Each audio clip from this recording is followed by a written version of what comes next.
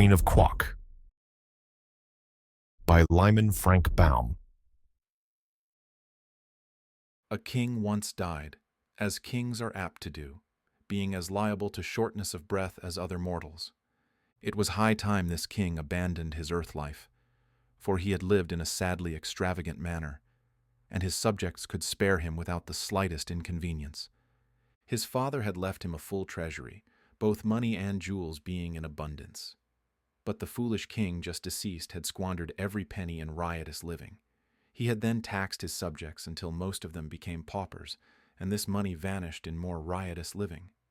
Next he sold all the grand old furniture in the palace, all the silver and gold plate and bric-a-brac, all the rich carpets and furnishings, and even his own kingly wardrobe, reserving only a soiled and moth-eaten ermine robe to fold over his threadbare raiment, and he spent the money in further riotous living. Don't ask me to explain what riotous living is. I only know from hearsay that it is an excellent way to get rid of money. And so this spendthrift king found it. He now picked all the magnificent jewels from this kingly crown and from the round ball on the top of his scepter and sold them and spent the money. Riotous living, of course. But at last he was at the end of his resources. He couldn't sell the crown itself because no one but the king had the right to wear it. Neither could he sell the royal palace, because only the king had the right to live there. So finally he found himself reduced to a bare palace, containing only a big mahogany bedstead that he slept in, a small stool on which he sat to pull off his shoes and the moth-eaten ermine robe. In this strait he was reduced to the necessity of borrowing an occasional dime from his chief counselor, with which to buy a ham sandwich. And the chief counselor hadn't many dimes. One who counseled his king so foolishly was likely to ruin his own prospects as well. So the king, having nothing more to live for, died suddenly and left a 10-year-old son to inherit the dismantled kingdom, the moth-eaten robe, and the jewel-stripped crown.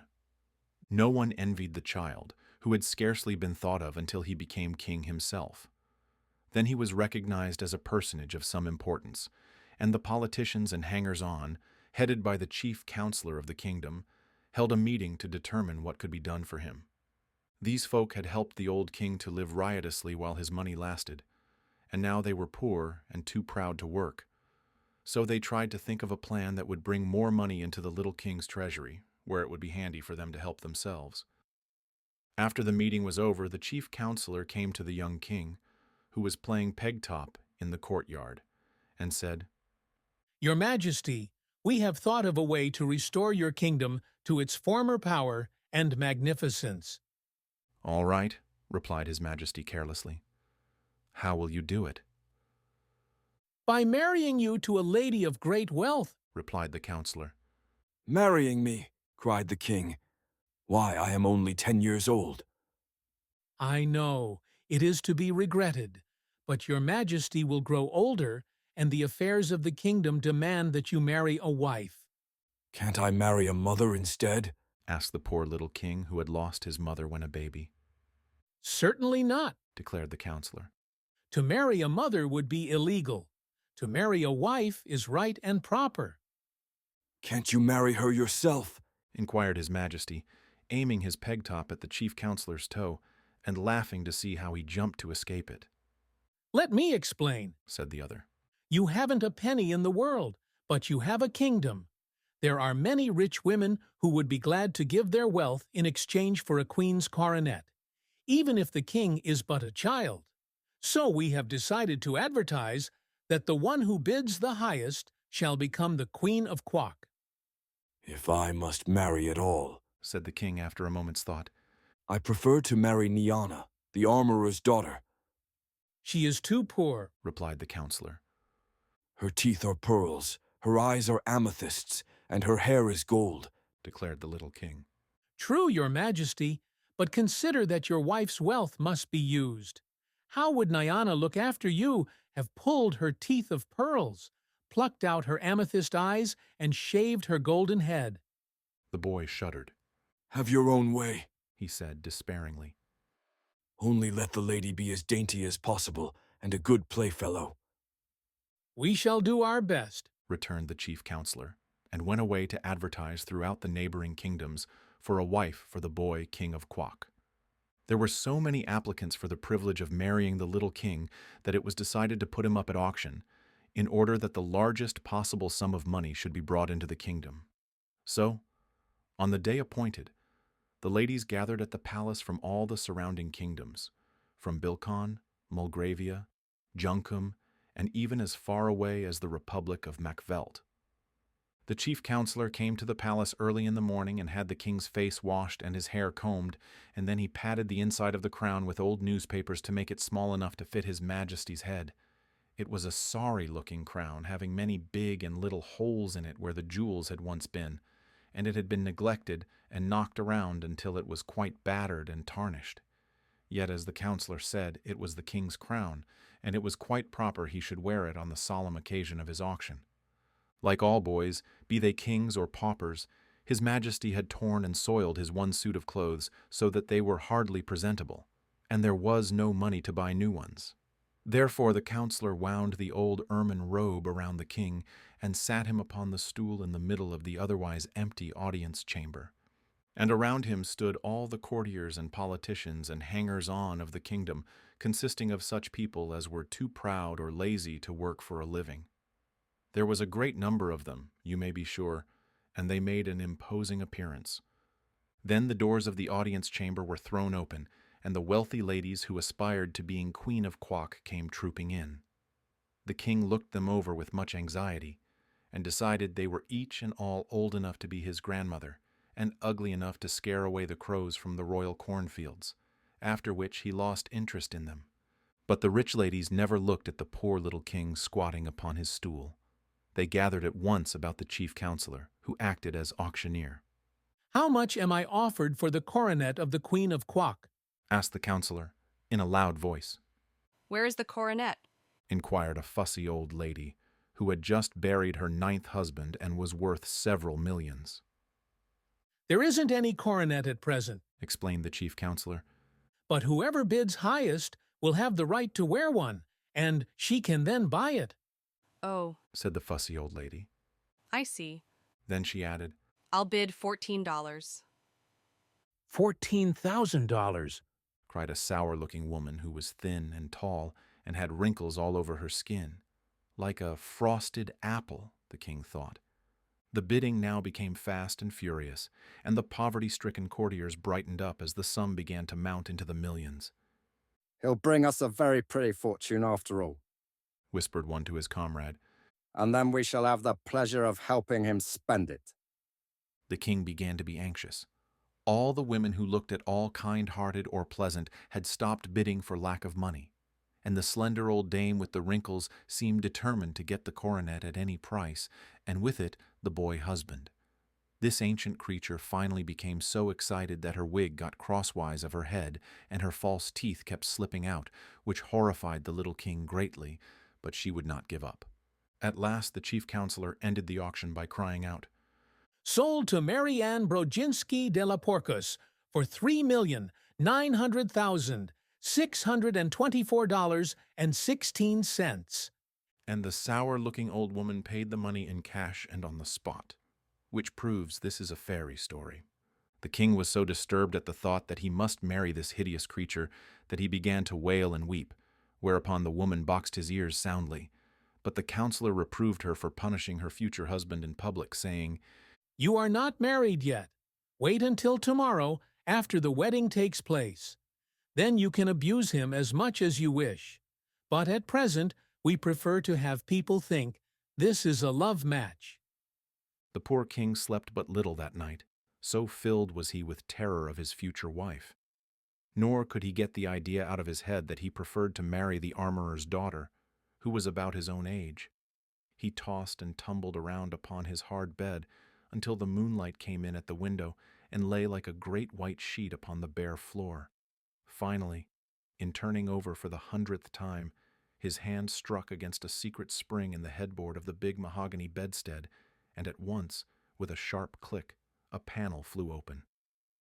The noise caused the king to look up, and seeing the open panel, he stood upon tiptoe, and reaching within, drew out a folded paper.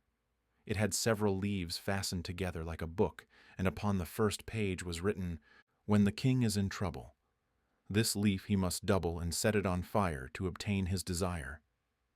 This was not very good poetry, but when the king had spelled it out in the moonlight, he was filled with joy. There's no doubt about my being in trouble, He exclaimed. so I'll burn it at once and see what happens.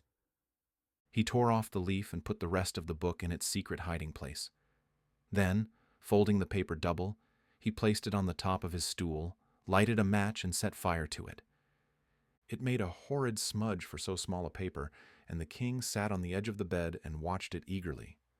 When the smoke cleared away, he was surprised to see, sitting upon the stool, a round little man who, with folded arms and crossed legs, sat calmly facing the king and smoking a black briar-wood pipe. "Well, here I am," Said he. So I see. Replied the little king. But how did you get here? "Didn't you burn the paper?" Demanded the round man by way of answer. Yes, I did. Acknowledged the king. "Then you are in trouble, and I've come to help you out of it. I'm the slave of the royal bedstead." Oh, Said the king. I didn't know there was one. "Neither did your father, or he would not have been so foolish as to sell everything he had for money. By the way, it's lucky for you he did not sell this bedstead. Now then, what do you want?" I'm not sure what I want, Replied the king. but I know what I don't want, and that is the old woman who is going to marry me. "That's easy enough. Said the slave of the royal bedstead. All you need do is to return her the money she paid the chief counselor and declare the match off. Don't be afraid. You are the king, and your word is law." To be sure, Said the majesty. but I am in great need of money. How am I going to live if the chief counselor returns to marry Anne Brzezinski her millions? "Phoo, that's easy enough." Again answered the man, and putting his hand in his pocket, he drew out and tossed to the king an old-fashioned leather purse. "Keep that with you, Said he. and you will always be rich, for you can take out of the purse as many 25-cent silver pieces as you wish, one at a time. No matter how often you take one out, another will instantly appear in its place within the purse." Thank you. Said the king, gratefully. You have rendered me a rare favor, for now I shall have money for all my needs and will not be obliged to marry anyone. Thank you 1,000 times. "Don't mention it." Answered the other, puffing his pipe slowly and watching the smoke curl into the moonlight. "Such things are easy to me. Is that all you want?" All I can think of just now. Returned the king.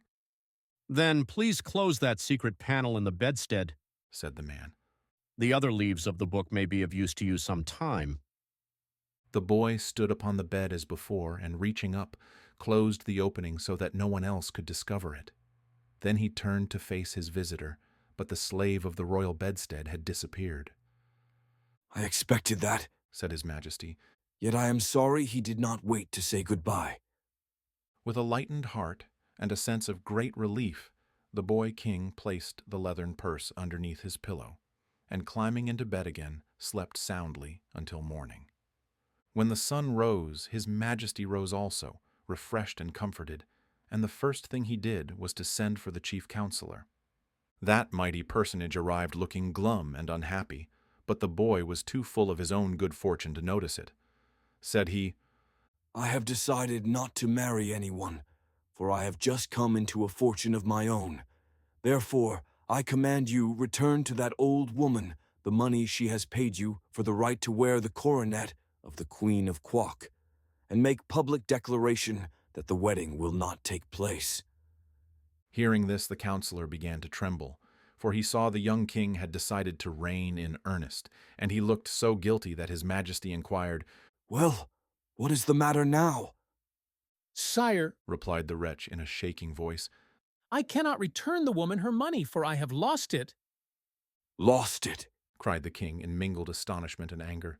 "Even so, your majesty. On my way home from the auction last night, I stopped at the drugstore to get some potash lozenges for my throat, which was dry and hoarse with so much loud talking. And your majesty will admit it was through my efforts the woman was induced to pay so great a price. Well, going into the drugstore, I carelessly left the package of money lying on the seat of my carriage, and when I came out again it was gone. Nor was the thief anywhere to be seen. Did you call the police? asked the king.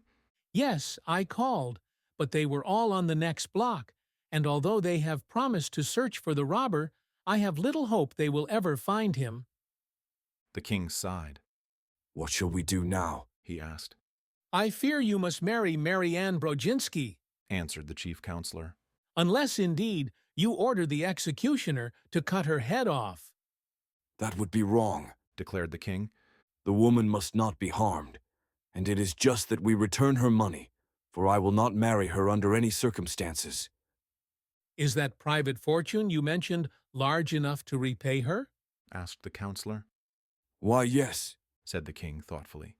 but it will take some time to do it, and that shall be your task. Call the woman here. The counselor went in search of Mary Ann, who, when she heard she was not to become a queen, but would receive her money back, flew into a violent passion and boxed the chief counselor's ears so viciously that they stung for nearly an hour. But she followed him into the king's audience chamber, where she demanded her money in a loud voice, claiming as well the interest due upon it overnight.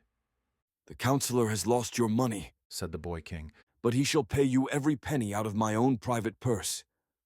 I fear, however, you will be obliged to take it in small change. That will not matter. She said, scowling upon the counselor as if she longed to reach his ears again. I don't care how small the change is so long as I get every penny that belongs to me and the interest. Where is it? Here, Answered the king, handing the counselor the leathern purse. it is all in silver quarters, and they must be taken from the purse one at a time, but there will be plenty to pay your demands and to spare. So there being no chairs, the counselor sat down upon the floor in one corner and began counting out silver 25-cent pieces from the purse, one by one. And the old woman sat upon the floor opposite him and took each piece of money from his hand. It was a large sum, $3,900,624.16, and it takes 4 times as many 25-cent pieces as it would dollars to make up the amount. The king left them sitting there and went to school, and often thereafter he came to the counselor and interrupted him long enough to get from the purse what money he needed to reign in a proper and dignified manner. This somewhat delayed the counting, but as it was a long job anyway, that did not matter much. The king grew to manhood and married the pretty daughter of the armorer, and they now have 2 lovely children of their own.